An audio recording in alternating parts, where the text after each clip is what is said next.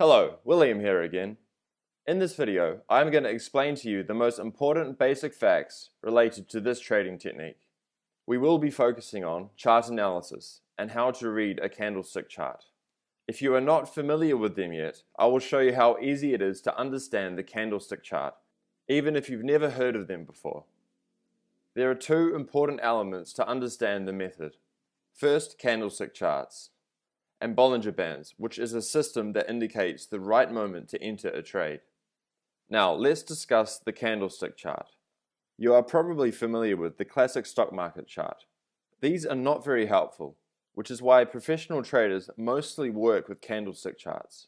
A candle on a chart is related to a set amount of time, a time period which can be determined by using a broker. This time period can be set from 1 minute to a week or even longer.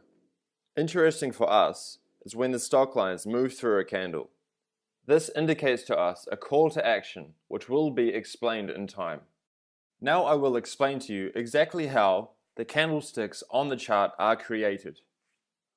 Let's take gold as an example, and to make it easier, let's say that a candle represents a period of 1 day.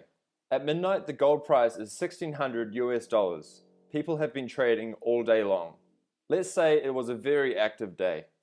The stock price is first falling to $1,550 US. Then it goes up to $1,700 US. And then it falls again to $1,650 US. A standard line chart would look something like this. The price at the start of the period determines the bottom of the candle. The stock price at the end of the period determines the top of the candle. The highest point is the end of the top wick, and the lowest point is the end of the bottom wick.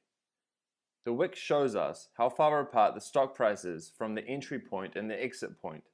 If the exit point is higher than the entry point, then we have a green candle. To make you a little bit more familiar with how they visually look, I have presented to you this diagram.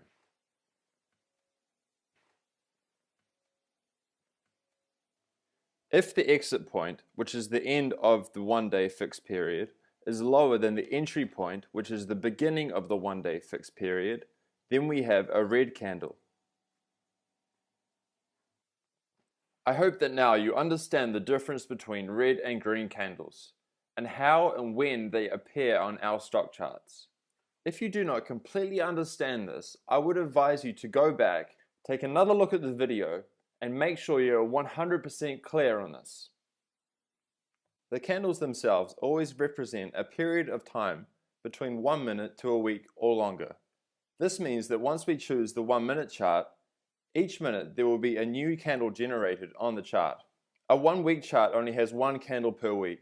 That's something that we use for long-term strategies. Now, let's continue. Let's learn now about our indicator, the Bollinger Band. I won't get into why they are called Bollinger Bands. What is more important for us is what we are going to do with them and how we can use this indicator perfectly.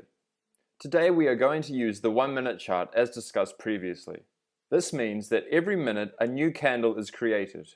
And since we are working with 60-second trades, with the different colors of the candles, we can keep track of the amount of win and loss trades. Now for the bands themselves. They have been drawn into the chart and they show us the upper and lower average and the middle average. The stock prices always maneuver between this tunnel. And we can see quickly that if a green candle is touching the upper line, a red candle follows shortly after. The same works the other way around. If a red candle is touching the bottom Bollinger Band, then a green candle will come soon. Knowing these two things, we have an idea on what the stock price is going to do next, and now we can bid on it. Go through the charts of the major currency pairs. Most important are US dollars, euros, Great British pounds, Canadian dollars, and Japanese yen. Now click on the currency pair in the professional charter. Choose the correct time frame, in our case 1 minute charts, and then choose Bollinger Bands. Now you have a picture that looks like this or similar. You can get an idea here what would have happened if you had entered a bid earlier.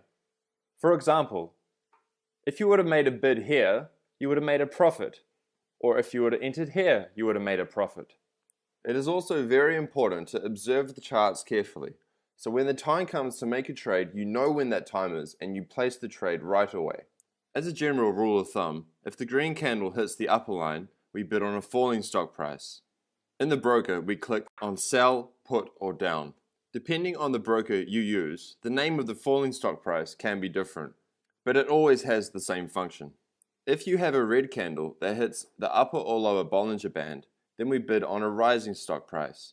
So we click buy, call, or up. The amount to start with is always €5. If the trade is placed, you will see the clock ticking here, and you will see when the trade has expired. If the stock price is evolving correctly and the probability is very high, then you will make a profit between €2 and €4. The profit is different from currency pair to currency pair. In case of a loss, which may happen, we double the stake to €10 to make up for the loss of the first trade.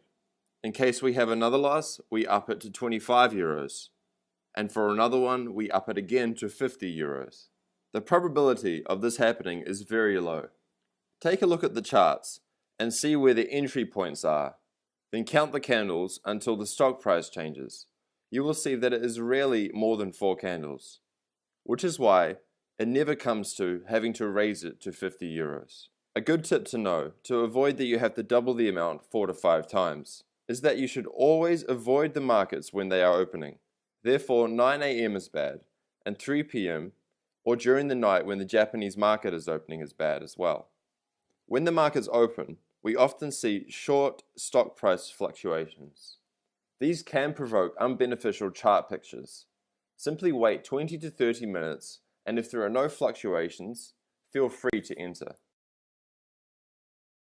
Often people ask the question why they shouldn't increase from 10 to just 20 and not to €25. The reason is that you already have invested €35 and therefore you have to get at least €37 back to stay within the profit zone.